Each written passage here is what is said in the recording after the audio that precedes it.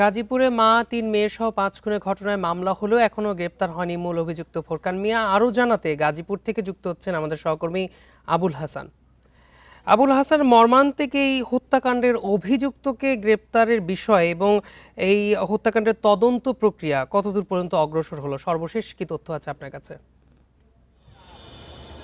দেখুন, আমি কথা বলেছিলাম কাপাসিয়া থানার যিনি ভারপ্রাপ্ত কর্মকর্তা, তার সঙ্গে তিনি যেটি জানিয়েছেন যে রাতে এই হত্যাকাণ্ডের ঘটনায় কাপাসিয়া থানায় একটি মামলা দায়ের হয়েছে, হত্যা মামলা, এবং সেটির বাদী হচ্ছেন নিহত শারমিনের বাবা শাহাদাত মোল্লা, এবং তিনি এই মামলায় প্রধান আসামি করেছেন তার যে মেয়ের জামাতা, অর্থাৎ প্রধান অভিযুক্ত ফুরকান মিয়া, যিনি পেশায় প্রাইভেট কার চালক ছিলেন। এছাড়া তার সহযোগী হিসেবে অজ্ঞাত আরও ৩ থেকে ৪ জনকে আসামি করা হয়েছে।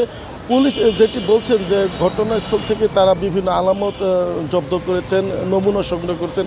এখানে সিআইডি, পিবিআই সহ অন্যান্য যে আইন সংস্থা রয়েছে তারা বিভিন্নভাবে সেই ঘটনার আদ্যপ্রান্ত এবং নমুনা সংগ্রহ করছেন। স্থানীয়দের সাথে কথা বলছেন, তাদের স্বজন আছেন তাদের সঙ্গে কথা বলেছেন, এবং পুলিশ কর্মকর্তা বলছেন যে প্রধান যে সন্দেহজন আসামি ফুরকান মিয়া, তাকে গ্রেপ্তারের জন্য ইতিমধ্যে বেশ কয়েকটি টিম মাঠে কাজ করছেন, এবং পুলিশ কর্মকর্তারা বলছেন যে মূল অভিযুক্ত ফুরকান মিয়াকে গ্রেপ্তার করতে পারলে এই যে 5 খুনের যে রহস্য সেটি উদ্ঘাটন করা সম্ভব হবে।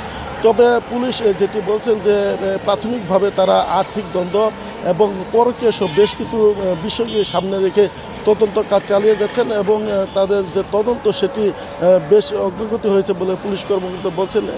ইতিমধ্যে 5 জনের যে মরদেহ, সেই মরদেহ কিন্তু রাতে ময়নাতদন্ত শেষে স্বজনদের কাছে হস্তান্তর করা হয়েছে, এবং আমরা খবর নিয়ে যেটি জেনেছি যে তাদের লাশ দাফনের জন্য গ্রামের বাড়ি গোপালগঞ্জ নিয়ে যাওয়া হয়েছে, এবং এই যে 5 জনকে নৃশংসভাবে হত্যা করেছে, এর মধ্যে 4 জনকে কিন্তু বিভিন্নভাবে ধারালো অস্ত্র দিয়ে হত্যা করা হয়েছে, এবং যে 1.5 বছরের শিশু ছিল তাকে শ্বাসরোধ করে হত্যা করেছে। এই যে অমানবিক ঘটনাটি, এটি কিন্তু গাজীপুর সহ সারা দেশেই কিন্তু মানুষের বিবেকবান মানুষের মধ্যে নাড়া দিয়েছে, এবং তারা এই ঘটনায় যারা জড়িত আছেন তাদের দৃষ্টান্তমূলক শাস্তি দাবি করছেন, এবং পুলিশ কর্মকর্তারা বলছেন যে মূল অভিযুক্তকে ধরতে তারা তৎপর রয়েছেন। এই ছিল গাজীপুর থেকে 5 খুনের সর্বশেষ তথ্য।